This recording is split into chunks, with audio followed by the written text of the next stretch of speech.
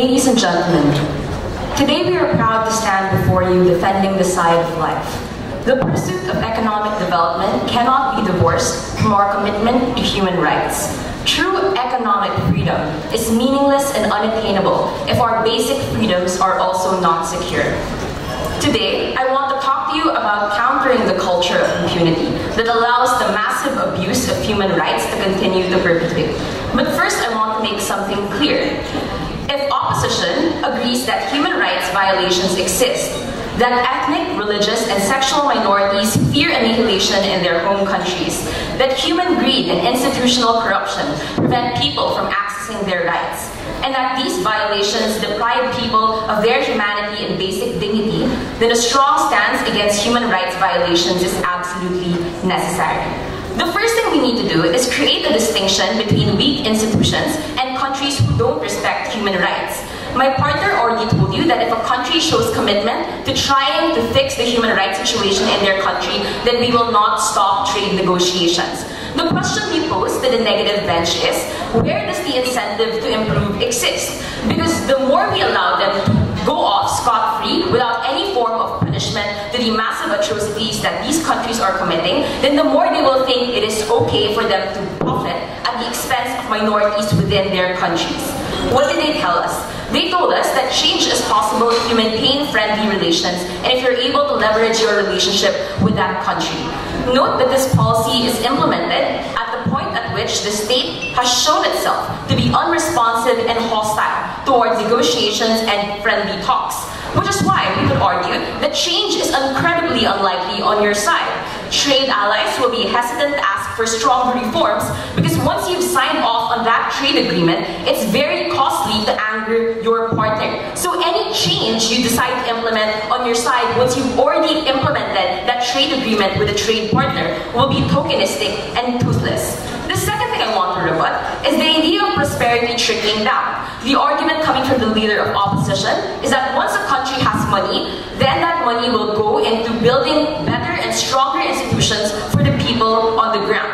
So they ask us the question, what about the poor people within countries with human rights violations? But one thing we need to note is that the beneficiaries of free trade within countries that violate human rights are not the poor.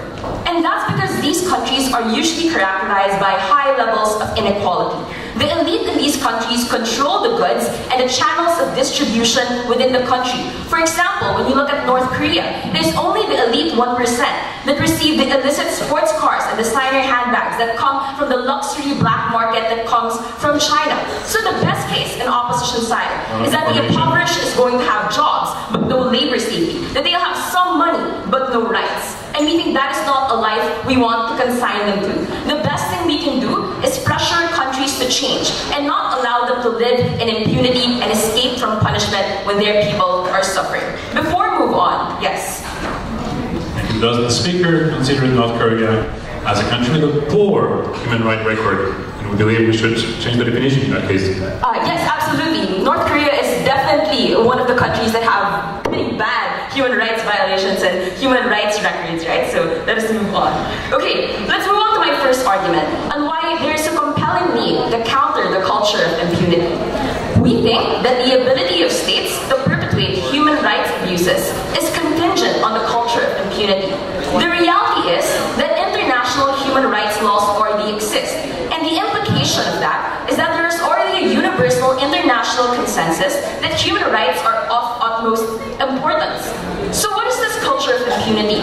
The culture of impunity refers to the almost bulletproof nature of the most abusive regimes, who are able to perpetuate atrocities and escape punishment, who are able to contribute in ethnic cleansing and violence against women and children, and escape punishment.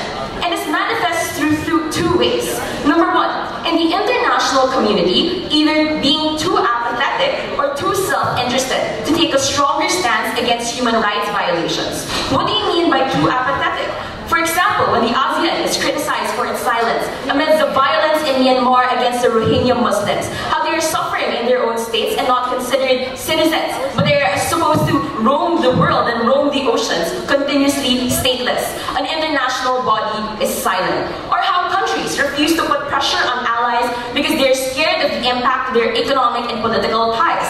We will argue that this kind of mentality is morally reprehensible. It is morally reprehensible to put your wealth in front of the suffering of many. That is why we support establishing strong economic ties with fellow conscientious nations. For example, the European Union as a trade bloc, mandating a level of human rights respect to be able to enter the trade bloc, or even the GSP+. And we've noticed that the EU has also imposed sanctions on Russia, but it's still able to weather the storm. Anyway, it's incredibly risky to trade with rogue economies because of the reality of corruption, instability in the region, potential for insurgency through military coups in undemocratically elected states, and these countries are usually marked by capital flight and the stock index falling.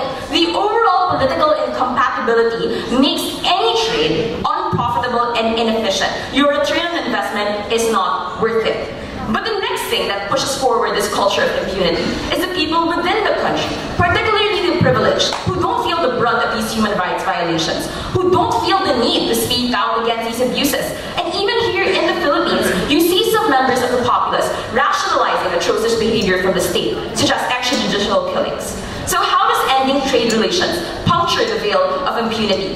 We think, number one, continuing relations legitimizes rogue state. It means that you're turning a blind eye to the suffering of the people within the country only to secure my own country's profit.